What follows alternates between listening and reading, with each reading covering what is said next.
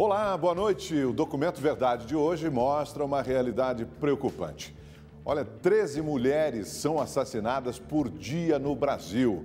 Dados mostram que a violência contra a mulher caiu logo depois da criação da Lei Maria da Penha em 2006. Mas voltou a crescer e hoje, 1 em cada 5 brasileiras já foi vítima de violência dentro de casa.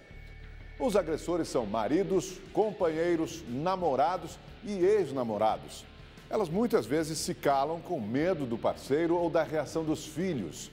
Ciúmes, bebida são as causas mais frequentes para a covardia.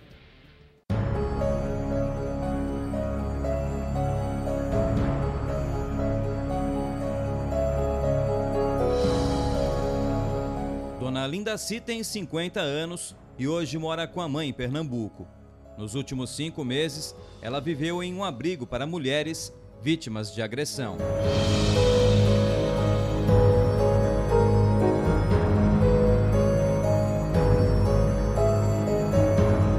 Dona Lindaci se casou em 1994 e nunca teve filhos.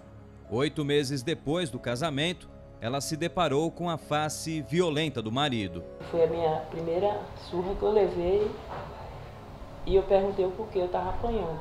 Durante anos, suportou a violência física e psicológica dentro de casa. Levei murro, nunca veio a faca, veio até aqui a peixeira. Ela resolveu enfrentar o marido e chamou a polícia. Pensou que seria protegida, mas se viu ainda mais sozinha. Liguei. Vieram chegar depois de 3 horas. E quando chegaram ainda disseram assim, a senhora gosta de apanhar, né? Eu disse, eu não chamei vocês para isso.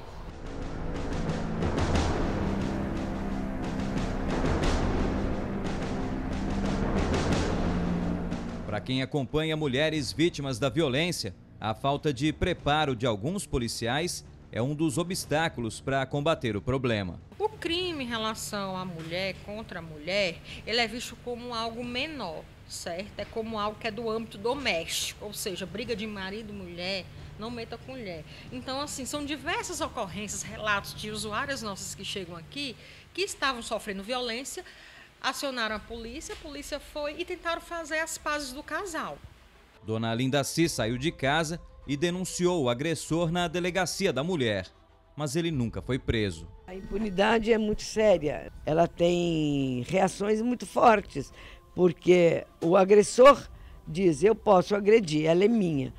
O casamento me deu como propriedade e eu não vou para a cadeia. Ela conseguiu se recuperar do trauma e hoje tenta seguir a vida.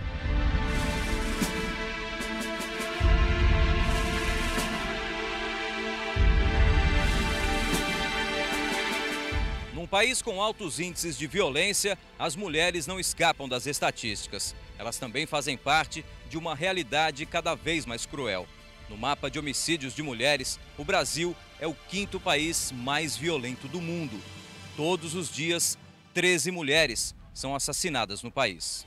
A taxa é de 4,8 assassinatos de mulheres a cada 100 mil no Brasil. O país está atrás apenas de El Salvador, Colômbia, Guatemala e Rússia. Entre 1980 e 2013, mais de 100 mil mulheres foram assassinadas aqui. O número de vítimas passou de 1.300 nos anos 80 para quase 5 mil em 2013, aumento de mais de 250%. É lamentável isso, é inadmissível no século XXI mulheres morrerem pelo fato de serem mulheres.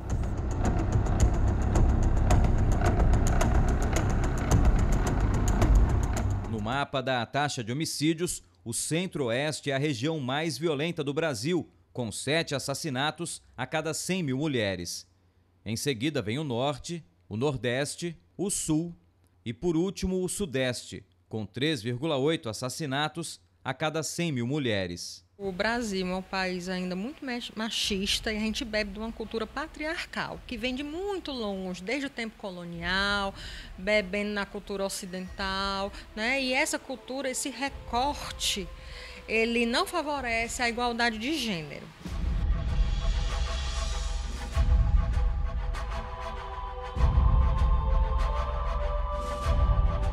Entre 2003 e 2013, as capitais do Nordeste foram as que apresentaram o maior aumento nas taxas de homicídio, quase 80%. E das 4 capitais mais violentas do Brasil, 13 estão aqui. Fortaleza é uma delas. Vitória aparece em primeiro lugar com 11,8 assassinatos a cada 100 mil mulheres. Depois vem Maceió, João Pessoa e Fortaleza. No Nordeste, basicamente, especificamente, a gente tem uma cultura muito presente do cabra macho, na macheza, provar a macheza. E aí nós temos índice altíssimo de violência contra a mulher. Não querer que a mulher trabalhe, não querer que a mulher estude, não querer que a mulher use a roupa X, Y, Ou seja, que essa mulher viva a partir do que ele deseja, fazendo o que ele deseja. Gera conflitos.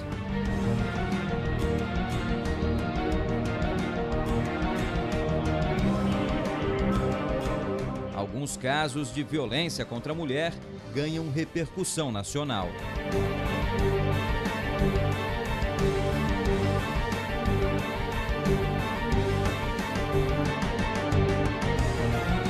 Em maio de 2010, a advogada Mércia Nakashima, de 28 anos, foi assassinada no interior de São Paulo.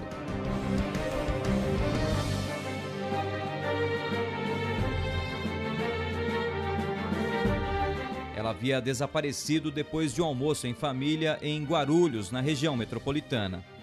Segundo familiares, antes de sair, Mércia havia recebido um telefonema do ex-namorado e ex-policial Misael Bispo de Souza.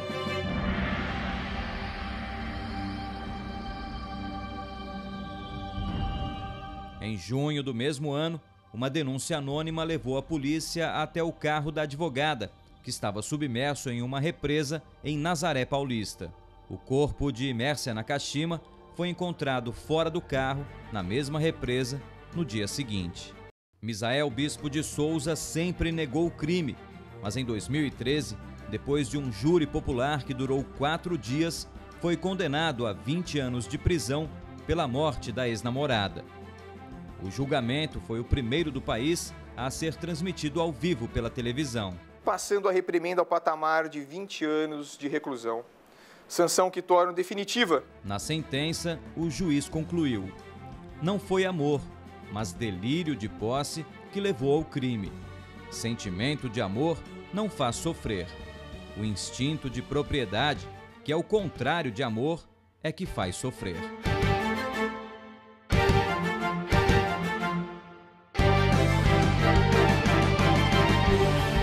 Em maio deste ano, na cidade de Castelo do Piauí, a 180 quilômetros de Teresina, 4 adolescentes entre 15 e 17 anos viveram momentos de pânico. As amigas resolveram subir numa montanha para tirar fotos. Mal sabiam que estavam prestes a viver o terror da violência. Elas foram surpreendidas por 4 menores e um traficante foragido. Todos estavam drogados.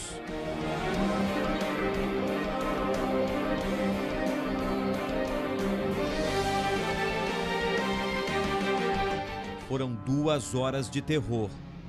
Elas foram despidas, amordaçadas, amarradas a um cajueiro, torturadas e obrigadas a manter relações sexuais com os criminosos. Neste vídeo, um dos menores agressores relata os detalhes da violência. Às 3 da tarde estava eu, Adão, Bento, Johnny e Isaquiel em cima do morro. Às 4 da tarde chegou 4 meninas para tirarem foto. O Adão mandou eu, Bento, descer para baixo, que ele, Johnny e Isaquiel iam se esconder. Quando as meninas subiram, Adão abordou as meninas com a arma e forçou elas a ter relação sexual com ele. Depois da violência sexual, as meninas ainda foram atiradas de um penhasco e apedrejadas. Em seguida, o Adão pegou, levou as garotas para a beira da pedra e jogou elas lá de cima. Johnny então desceu e tentou terminar o serviço que o Adão não conseguiu terminar. Que serviço? Matar as meninas. Daniele Rodrigues Feitosa, de 17 anos, não resistiu aos ferimentos e morreu. As outras adolescentes conseguiram escapar. O traficante Adão José de Souza, de 40 anos, foi preso 5 dias depois do crime e continua detido. Os 4 menores foram condenados em julho a 3 anos de internação. Uma semana depois da sentença, o menor que participou do vídeo e entregou os outros colegas foi espancado até a morte dentro da cela pelos adolescentes que praticaram o estupro.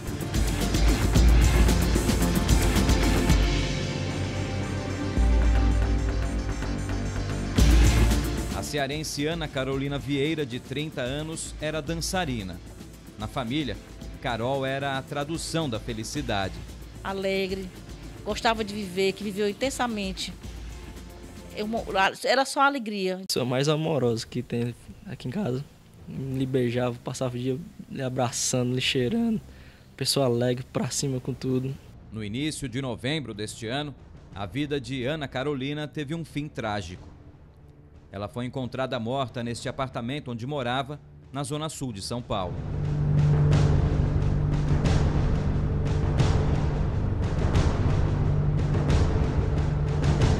O ex-namorado da dançarina, Anderson Rodrigues Leitão, foi preso pouco depois na mesma região e confessou o crime. Ela estava em cima de mim montada na cama, eu virei ela e acabei enforcando ela até ela chegar lá.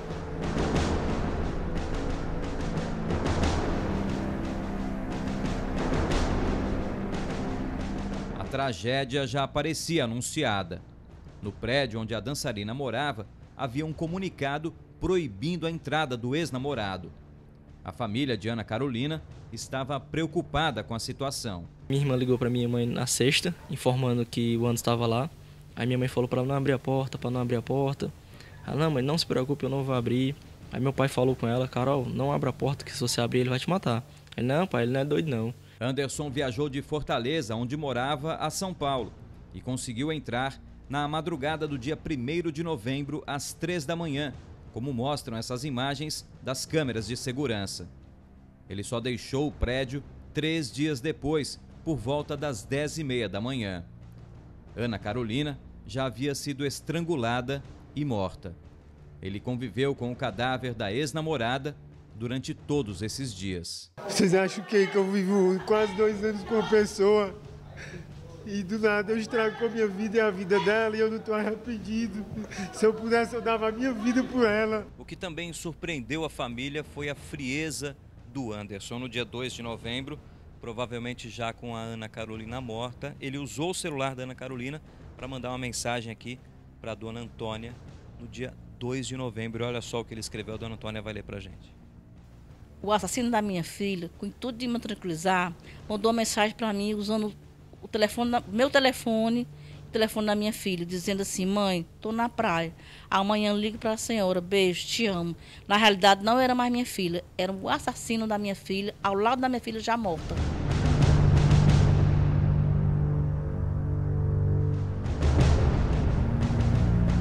Ana Carolina já havia relatado a amigos e familiares que não suportava a insistência de Anderson para reatar o namoro.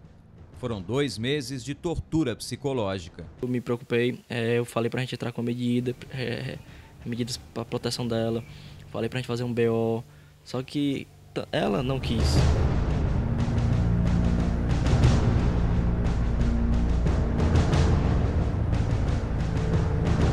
Neste áudio enviado para uma prima, ela desabafa em tom de desespero. Não aguento mais o Anderson me ligando, cara. Ai, meu Deus. Isso é uma tortura. Eu não sei mais o que fazer, eu não sei mais pra quem pedir. Ana Carolina foi cremada em São Paulo e teve uma cerimônia de despedida em Fortaleza, sua terra natal. Para a família, mesmo com um assassino preso, fica difícil aceitar um crime tão bárbaro. Ele levou um pedaço de mim. Que amor é esse? Que amor é esse que justifica você matar? Quem ama, cuida, não mata. A traição, como ele fez, covardamente. Uma mulher precisa ser tratada com flores. E não a pessoa se julgar no direito de ser dono da pessoa. Ninguém é dono de ninguém.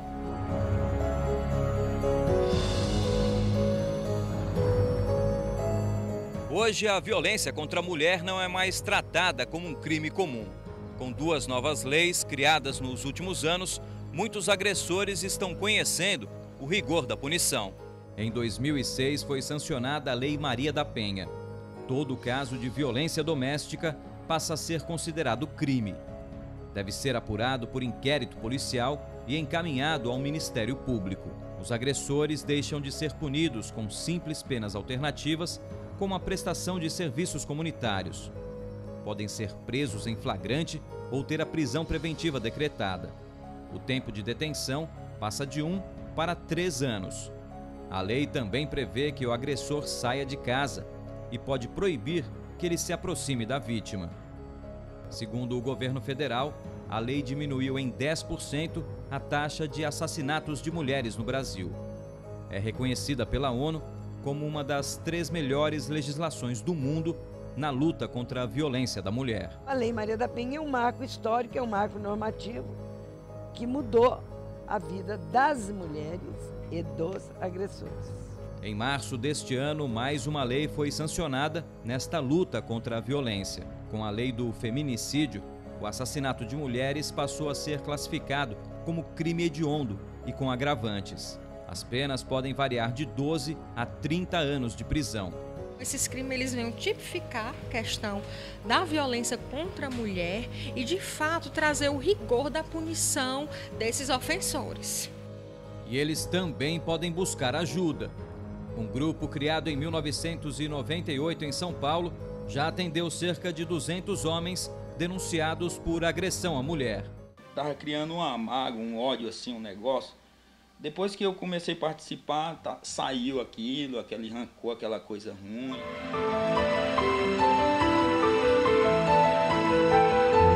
Eu estou aprendendo outras formas de tratar a mulher, família em geral.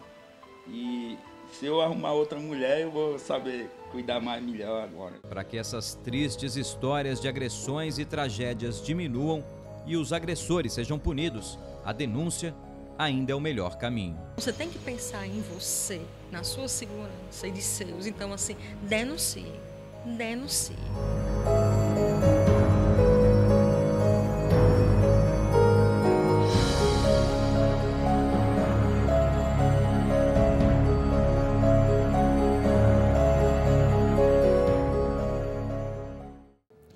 E é no dia a dia que as mulheres enfrentam essas situações, a caminho do trabalho, de casa. Muitos homens se aproveitam do transporte cheio de gente para cometer o assédio. A repórter Beatriz Ferretti entrou em trens e ônibus lotados e ouviu testemunhos de quem é obrigada a viver sempre com receio.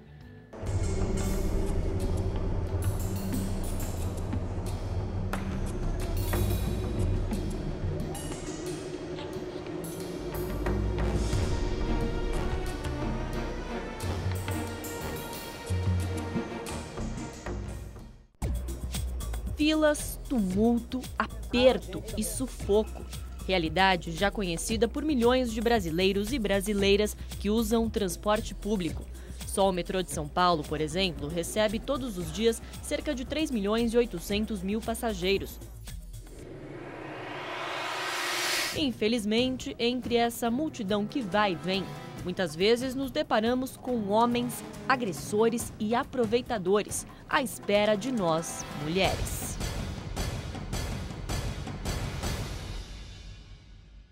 Quem é mulher sabe o quanto pode ser constrangedor, desagradável e às vezes até humilhante usar o transporte público lotado. Eu mesma já passei por essa experiência por diversas vezes e realmente é bem complicado, especialmente se for aqui, no metrô de São Paulo, que é bem cheio de usuários no horário de pico. E para mostrar essa situação, eu vou embarcar agora na estação da Sé, que compõe a linha vermelha, uma das mais movimentadas do metrô. Quem vai me acompanhar é o web repórter Lino Santos. Vamos lá, Lino?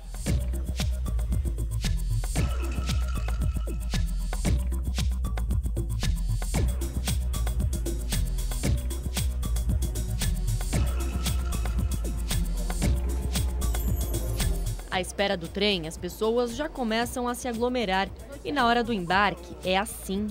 Tenta entrar nesse. Eu entrei, você entrou? Entrei. o vagão está lotado e com tanto aperto, ficamos expostas a qualquer mão boba. Como é que você se sente? Você pega todo dia o metrô lotado assim? Todos os dias eu pego. E como é um inferno. E realmente tem muitos rapazes que não respeitam mesmo. Em São Paulo, a cada 2 dias, uma mulher registra boletim de ocorrência por assédio no metrô e na Companhia Paulista de Trens Metropolitanos, a CPTM.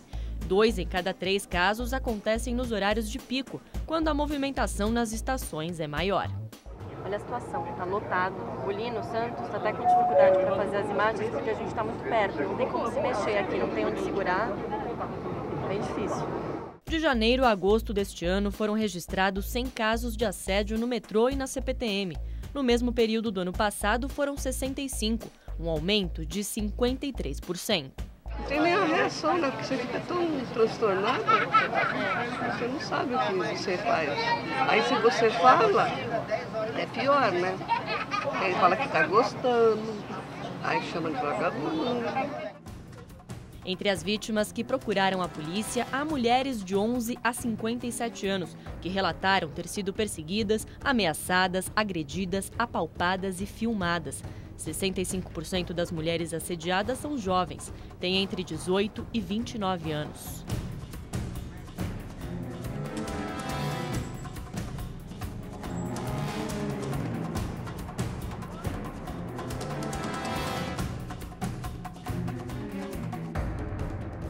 O cara ficou encostando em mim e eu estava com o guarda-chuva, eu quebrei o guarda-chuva na cabeça dele. E tinha bastante gente, tipo, eu falei pro pessoal e tipo, ninguém fez nada. Ninguém pra ajudar nem nada, então já que ninguém vai tomar uma atitude, eu vou ter que fazer alguma coisa. Há ainda registro de homens que se masturbaram e ejacularam na roupa das vítimas. E até um estupro. O caso aconteceu na Estação República, no centro da capital. Uma funcionária de recarga do bilhete do metrô foi violentada dentro do posto de trabalho. A garota tinha 18 anos e o agressor foi preso. Iam descer, a pessoa se aproveitava para... Aí que eu comecei a ameaçar, porque eu não na base da ameaça. Você falou? Eu falei que eu ia pegar a caneta, que eu ia deixar aleijado, que eu ia mandar o disco denunciar e na próxima estação ele foi descer. Corajosa também, né? Não é corajosa não, é raiva mesmo. O metrô de São Paulo tem intensificado as medidas no combate ao abuso dentro do transporte. Além de agentes e do uso das câmeras para identificar os suspeitos, os passageiros podem usar o celular para denunciar o assédio no momento do crime. Vítimas ou testemunhas mandam uma mensagem para o serviço, o metrô aciona a segurança imediatamente. Quando a pessoa faz a denúncia, é muito importante que ela coloque o número do carro, né, e as características da pessoa, né, do criminoso, porque isso que vai permitir a nossa agilidade. E é bom lembrar também que nós temos o pessoal de segurança que fica à paisana, descaracterizado, exatamente circulando dentro dos trens e nas estações para serem acionados ou perceberem movimentos suspeitos.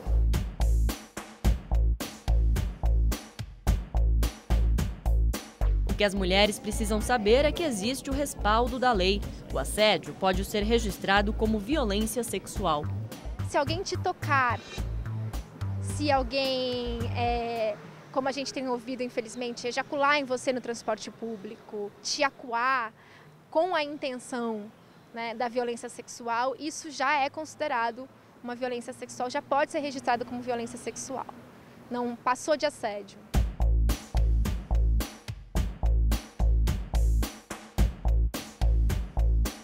À medida em que o trem vai esvaziando, podemos nos acomodar melhor. Só que mesmo assim, não dá para se distrair. Muito criança.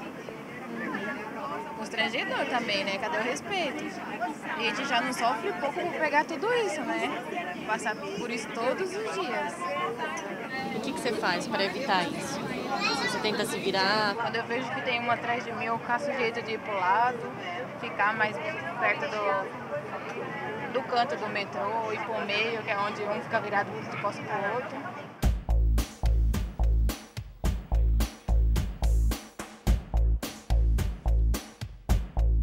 Ufa, a viagem foi longa, cansativo, né, Lino? A gente pegou o metrô muito cheio, assim, é uma situação embaraçosa, né? Porque a gente fica ali no meio de um monte de gente, apertado, que nem lata de sardinha, você não sabe quem tá atrás, você não sabe o que a pessoa tá fazendo e não tem reação, não tem o que fazer, né? A gente fica vendido ali. Só que eu não sei se foi sorte ou se realmente as campanhas de conscientização estão funcionando, porque não flagramos nenhum tipo de assédio, né? Ninguém tentando passar a mão, assim, nenhuma situação muito constrangedora. Ainda bem, só que infelizmente a gente sabe que acontece muito.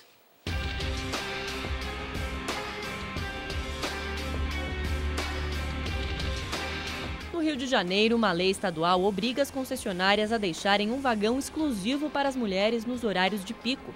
O chamado vagão rosa funciona desde 2006 e agrada as passageiras. Evita vários tipos de constrangimento, de homem estar esfregando, essa coisa toda, a gente reclama. A gente sente mais à vontade que num vagão misturado, porque eles não respeitam, se aproveitam. A lei não prevê punição para quem desrespeitar as regras, mas o homem que entrar no vagão é convidado a se retirar.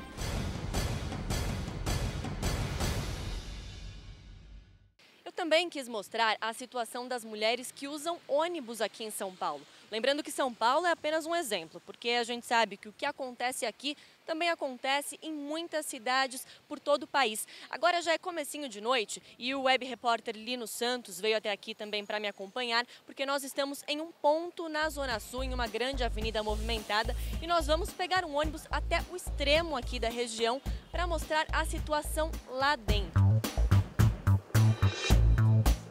No ponto foi chegando gente, e quando o ônibus veio, não foi nada fácil embarcar. Foi assim, apertando, que conseguimos entrar.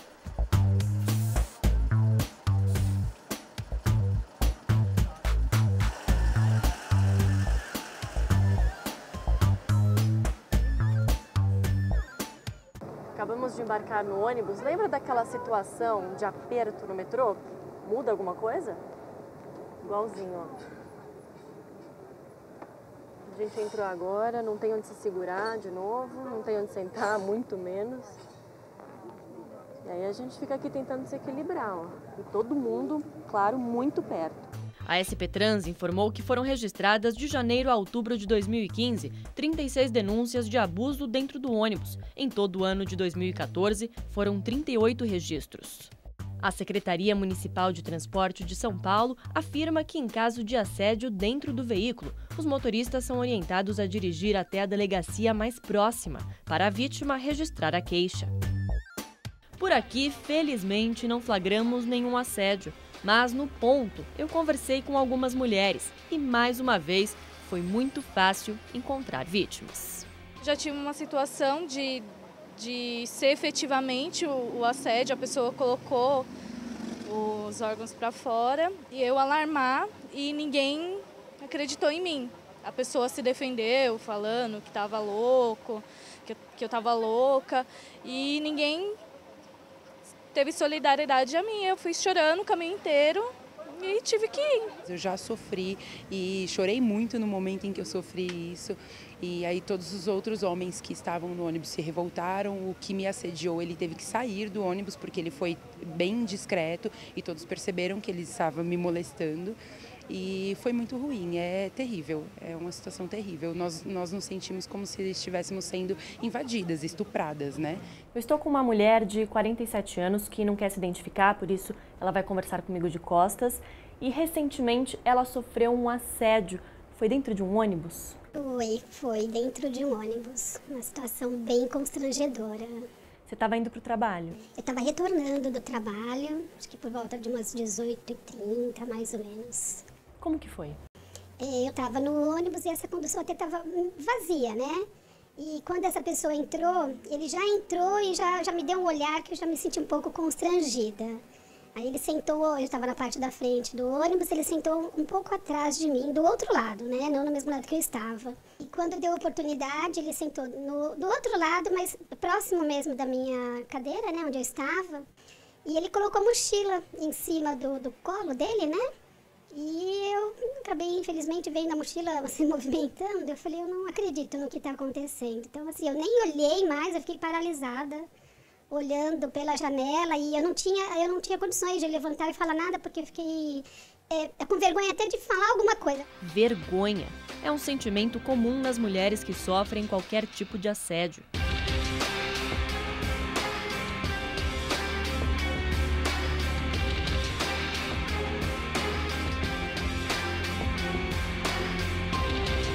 Da mesma forma que eu posso agredir, que eu posso matar, eu posso assediar, né? Então, o corpo da mulher como um corpo vulnerável, né, disponível, né, a uma apropriação masculina, né? O assédio nada mais é do que uma forma de um exercício de poder, uma tentativa de exercício de poder sobre o corpo feminino, né? Como se essa mulher não tivesse autonomia sobre o seu corpo, como se ela não tivesse autoridade para decidir quem a toca, quando, né, em que momento isso é desejado pela mulher.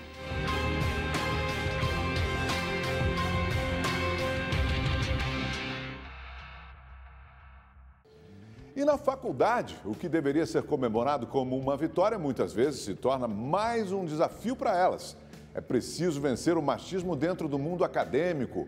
Algumas mulheres são vítimas de brincadeiras vergonhosas dentro do campus. 7.300.000 estudantes estão matriculados em universidades brasileiras, a maioria mulheres. Elas representam hoje 55% dos alunos, um número inédito para o país. Mas conquistar espaço não significa conquistar respeito. As estudantes seguem na luta, agora contra a opressão feminina no ambiente acadêmico. Infelizmente, ainda é possível ver nas instituições públicas ou privadas uma realidade machista e autoritária.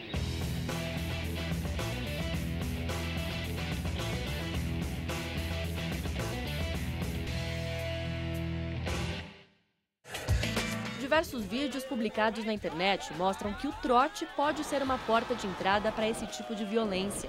Em 2013, durante a recepção aos calouros na Universidade de Brasília, veteranos estenderam um cartaz com a frase "Caiu nas redes é estupro". Nestas imagens, alunos da Universidade Federal do Rio de Janeiro fazem com que meninas participem da chamada bexiga erótica, simulando relações sexuais com outros colegas. Que isso? Na Universidade Federal de Viçosa, em Minas Gerais, os calouros fazem as garotas passarem uma banana com a boca umas para as outras.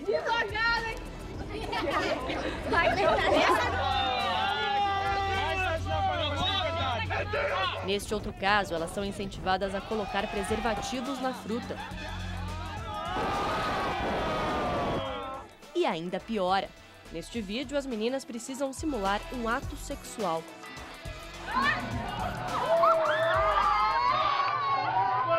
Estamos falando de jovens que estão com a sua sexualidade à flor da pele. Nós estamos falando de festas que acontecem em um número bastante maior do que em outros grupos sociais. E nós estamos falando do uso de bebida alcoólica de forma pouco controlada. E tudo isso vai fazer com que esses jovens, muitas vezes pacatos e respeitosos, se tornem potenciais agressores sexuais. De 2 anos para cá, situações de abuso na Universidade de São Paulo, a maior e mais importante do Brasil, ganharam destaque quando alunas do curso de medicina decidiram abrir o jogo. Na medida que os casos daqui da Faculdade de Medicina foram para a mídia, outros casos começaram a aparecer em outras unidades da universidade, em vários outros lugares. Depois da onda de denúncias de violência contra a mulher aqui na Faculdade de Medicina da USP, uma professora decidiu realizar uma pesquisa com centenas de estudantes sobre o assunto. Os dados foram revelados em 2013 e mostraram uma situação alarmante. 43% dos alunos disseram já ter sofrido algum tipo de assédio ou discriminação sexual. No mesmo ano, Maria Renata, aluna do 3º ano de Medicina, Carolina de Andrade, do 4º ano, e outras 48 garotas formaram o coletivo feminista Geni para debater o tema e ajudar vítimas. Acho que é um importante grande passo, porque é justamente a falta de informação que faz com que muitas vezes as coisas fiquem pior. O grande problema, acho que, do machismo na nossa sociedade é a falta de educação, de informação das pessoas. Funcionários da USP também se uniram. Nós criamos a rede Quem Cala Consente, que é uma rede foi criada pelas professoras universitárias para apoiar o combate ao assédio sexual e ao estupro dentro da universidade, que não é só um assédio, mas tem muito caso de estupro. E essa rede tem apoio psicológico, a gente está tentando construir um acolhimento para as alunas que são vítimas de assédio e de estupro. É um processo que ainda está sendo desenvolvido, a gente está mobilizando, a gente criou vários grupos, um de comunicação para tentar divulgar a rede, a gente também criou essa rede de apoio.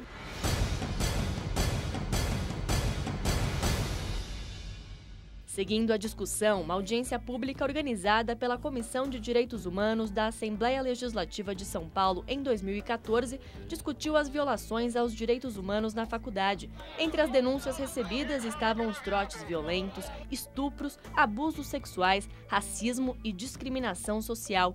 Em um relato corajoso, esta aluna vítima de estupro desabafa. Bebi algumas tequilas que me foram oferecidas por um menino da minha turma. E, enfim, depois não tenho memória mais do que aconteceu. Eu voltei para casa, falei com a minha mãe, falei que achava que tinha sofrido uma violência sexual, um estupro. Ela me levou para minha ginecologista, eu fiz o exame de corpo de delito com a minha ginecologista. E, enfim, fui procurar a diretoria da Atlética na segunda-feira, após a festa. O ex-diretor também não quis falar muito bem o que tinha acontecido. Ele falou que tinha me deixado lá dormindo. E que por volta de 1 hora, 2 horas depois, ele tinha voltado e tinha visto um cara em cima de mim com a calça baixada. Na mesma audiência, outra aluna relata que a violência não se restringe à faculdade de medicina. Que tem casos nas festas da Atlética, Carecas no Bosque, nas fantasias, na espumada da semana de recepção, em social do show medicina, na cervejada do 6º ano, em estágio do internato, na casa do estudante de medicina, assim, ele passa por todas as instituições e ao longo de diversos anos.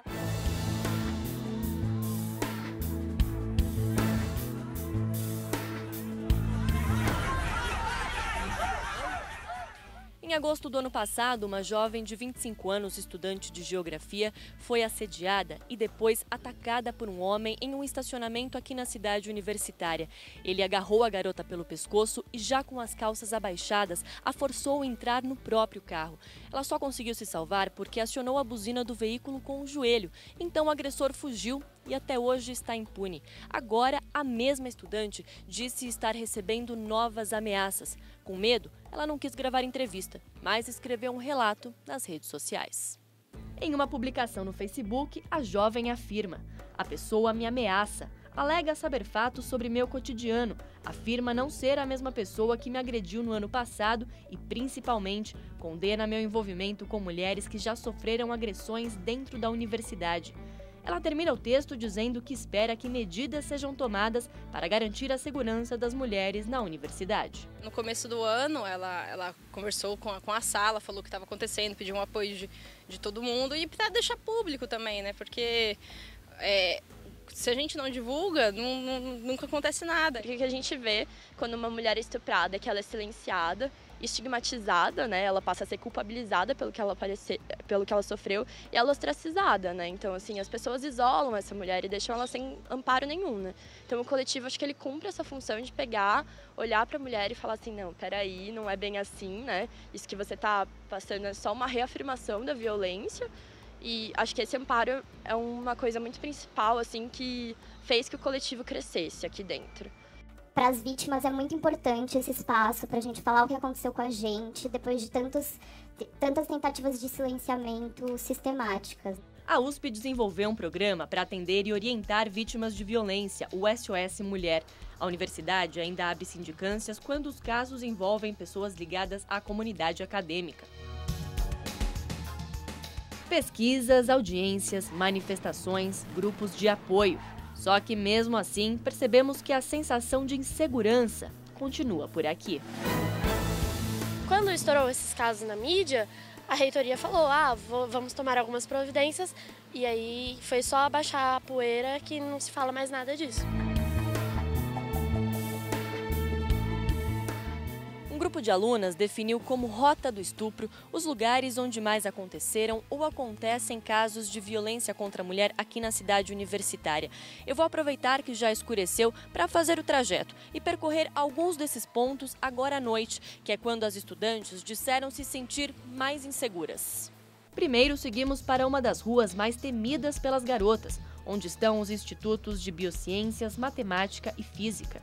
Esta aqui é a Rua do Matão. Ela tem alguns prédios, mas também muitas partes vazias e pouca movimentação. A iluminação existe, só que bem próximo das calçadas. Aqui para a parte de trás, onde eu estou, onde tem uma área grande de vegetação, não tem iluminação, é muito escuro. E é exatamente por essa situação que muitas meninas me disseram que não passam por essa rua sozinhas, de jeito nenhum.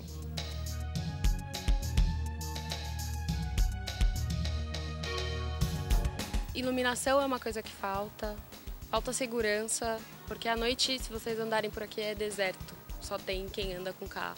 No percurso, cruzamos com viaturas da Guarda Universitária e da Polícia Militar, que desde setembro também atua na região. Flagramos, inclusive, uma revista policial por atitude suspeita.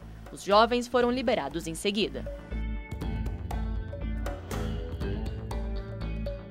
Chegamos ao CRUSP, conjunto residencial onde moram centenas de estudantes. Por aqui, também há relatos de abuso. Procuro ir onde tem pessoas, ou às vezes tem alguém sozinho, você fica meio com receio. E essa coisa, né? A gente que é mulher, propicia tudo, né? Você anda a pé sozinha à noite por aqui? Não, chego de circular e já entro para dentro do apartamento.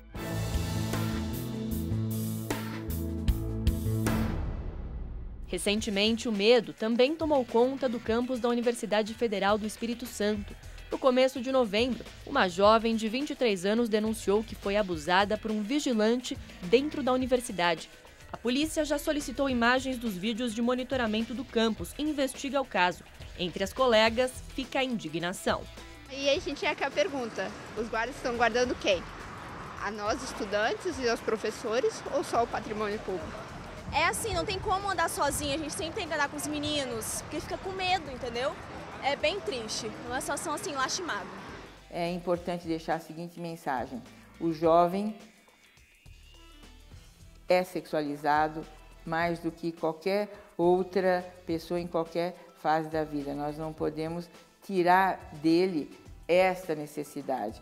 O importante é que nós estejamos muito próximos a ele para que ele diferencie o sexo consensual daquele que não é consensual.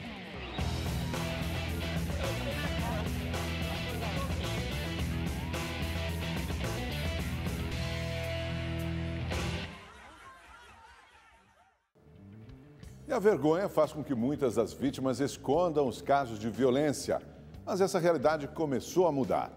Campanhas na internet incentivam as pessoas que sofreram abuso a dividir as histórias com outras mulheres.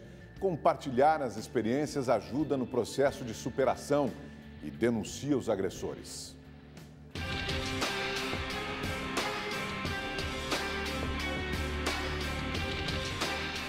Falar sobre assédio é sempre muito dolorido.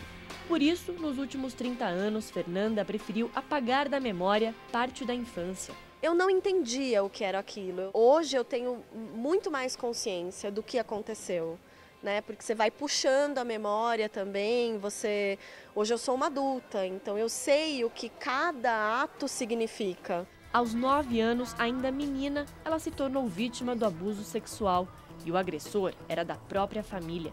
Eu lembrava de vários momentos de estar sentada no colo dele e sentir um abraço de um jeito diferente, sentir que ele estava excitado, né? E essas passadas de mão, comentários, sussurros no ouvido. E aí eu comecei a juntar tudo isso, não era um carinho de sou um tio querido e gosto de você.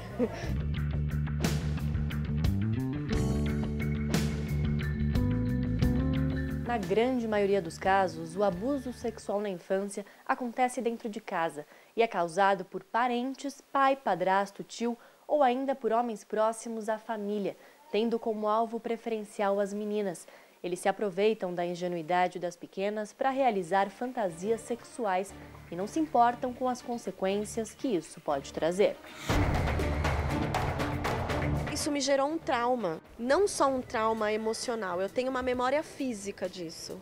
E a maior memória física que eu tenho é, eu nunca permiti, por exemplo, que nenhum namorado passasse a mão no meu peito. E eu nunca entendi por que isso me gerava tanto desconforto. Era altamente desconfortável. Os traumas muitas vezes são carregados por toda a vida e podem causar uma angústia extrema, gatilho para o suicídio, como explica a sexóloga Carmita Ábido. As consequências podem ser desde um incômodo, um mal-estar, uma revolta, e aí a denúncia, e aí ela tomar providências, como depressão, uma depressão profunda e até tentativas de suicídio. E suicídio podem acontecer diante de situações que aquela mulher não desejou passar, não escolheu, mas que lhe foi imposta. Os dados chocam. No mundo, 1 em cada 4 meninas se torna vítima do abuso sexual antes de completar 18 anos. Para Carmita, falta conversa. É um equívoco imaginar que uma criança alertada será uma criança estimulada sexualmente. A sexualidade infantil é um fato, ela precisa ser bem direcionada e conduzida por adultos que estarão assim prevenindo o desencaminhamento de meninos e o sofrimento de garotas.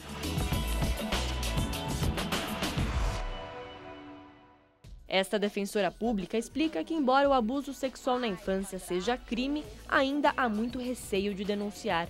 Eu acredito que essas condutas são bastante frequentes e infelizmente pouco denunciadas, talvez por medo da criança, ou a criança relata e ela é desacreditada. Os crimes são desde estupro, porque quando a criança é vítima há uma presunção de violência contra ela, porque obviamente, diferente das pessoas adultas, a criança ela não consegue se defender e ela não tem discernimento integral como uma pessoa adulta. Foi justamente por medo que Fernanda guardou a violência em segredo. Eu falava, eu vou falar isso e quem vai acreditar em mim? Eu sou uma criança, é a voz de uma criança contra a voz de um adulto que sabe argumentar, sabe manipular, sabe mentir. Como que eu vou lidar com isso? Vergonha de contar isso para os meus pais e meus pais brigarem comigo. Tudo isso passou na minha cabeça. Mas nem só crianças têm receio de denunciar. Há mais de 20 anos, a deputada federal Mara Gabrilli foi apalpada dentro de uma ambulância nos Estados Unidos. Envergonhada com o que aconteceu, ela só tomou coragem agora para expor o caso. Já fazia meses que eu tinha sofrido acidente, mas eu ainda não sentava numa cadeira. Eu não sustentava o pescoço, então eu era transportada de maca. E eu estava dentro de uma ambulância, indo para o centro de reabilitação, quando o paramédico que estava dentro da ambulância resolveu que ele tinha que me examinar. Eu já achei estranho examinar, mas daí ele começou a examinar e a subir, e de repente eu vi que ele mexeu na minha calcinha. Mara se sentiu incentivada a dividir o caso em uma campanha na internet em defesa das mulheres. Na iniciativa Primeiro Assédio, criada pela ONG Think Olga, defensora de causas feministas, mulheres que já sofreram abusos foram encorajadas a expor e a denunciar os casos nas redes sociais. O resultado? 82 mil mensagens em apenas uma semana. Eu fui me dando conta que é muito importante falar, mas a primeira reação, puxa, eu sou deputada e foi feita uma enquete com deputadas, e muitas deputadas não quiseram responder. E já passaram por assédio. Então eu percebi que é um tema que, claro que a mulher trava. É melhor falar de outras coisas, né? Do que ficar falando disso, porque é algo assim abusante, né? Que invade, né? Invade algo muito íntimo. A campanha mostrou que a maioria das vítimas, assim como Fernanda, foi assediada pela primeira vez entre 9 e 10 anos de idade. Para ela, revelar o abuso na infância e até participar desta entrevista foi uma superação. eu acho que com essa campanha, com esse momento que a gente está vivendo, a gente deu um passo que não tem mais volta. E esse passo, para mim, é o quê? Sim, vamos falar sobre abuso. Sim, vamos falar sobre violência contra a mulher. Sim, vamos evitar que isso aconteça. Now that you're out of my life, I'm so much better. You thought that I'd be weak. Na onda das campanhas em favor dos direitos das mulheres na internet, a cantora e atriz Clarice Falcão lançou recentemente um clipe. Em um cover da música Survivor, do grupo Destiny's Child, várias mulheres encenam com um batom vermelho. Para Clarice, a maquiagem no vídeo representa a liberdade. Na letra da música, frases em inglês que significam "eu sou mais forte, eu sou uma sobrevivente e eu não vou desistir", dão um tom feminista. I'm a survivor, I'm gonna make it, I will survive and keep on surviving. Eu sou otimista com a internet. Eu acho que o potencial que ela tem de propagar discursos de ódio e também de violência é um potencial que ela também tem de gerar espaços de resistência, das mulheres se encontrarem, delas se informarem, delas entenderem que é uma coisa que não acontece só com elas e de que elas não estão sozinhas. E pensando em juntar a tecnologia e iniciativas contra o assédio, a jovem Catarina, de 17 anos, criou o Sai Pra Lá, um aplicativo para celular que mapeia as regiões onde há vítimas. A gente pretende chocar a população de que o crime fantasma não é mais fantasma, então agora a gente tem dados concretos dos assédios que acontecem no Brasil e no mundo. E aí, então, futuramente a gente quer pegar esses assédios e falar, aqui são as áreas com mais e aqui com menos. E nessas áreas com mais assédio, por exemplo, estamos tendo muito assédio de noite, talvez colocar mais luz, talvez colocar mais câmeras de segurança, talvez chegar para o Estado e perguntar o que a gente pode fazer com esse problema tão frequente. A ideia é simples. Sofreu assédio, entra no aplicativo e marca onde e como foi a ocorrência. Não é preciso se identificar. Em um mês, o sistema já registrou 14 mil casos. Entre eles, assédios verbais e físicos. Converse com outras mulheres, procure orientações, porque a denúncia nos permite até saber o tamanho do problema, né?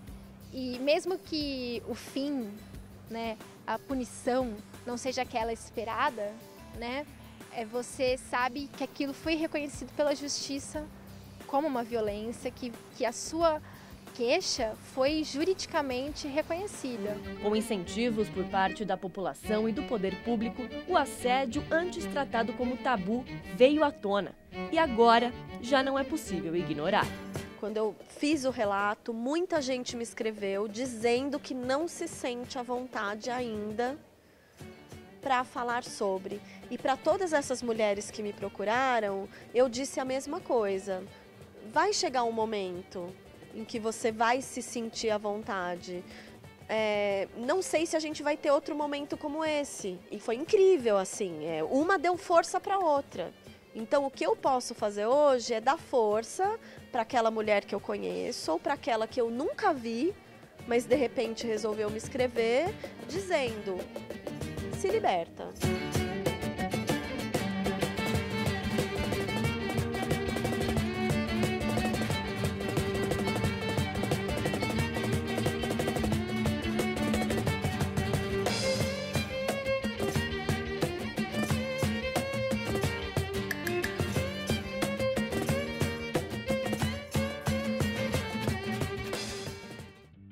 Você vai ver a seguir os casos de violência contra a mulher ao redor do mundo e países onde elas ainda sofrem com a cultura da submissão.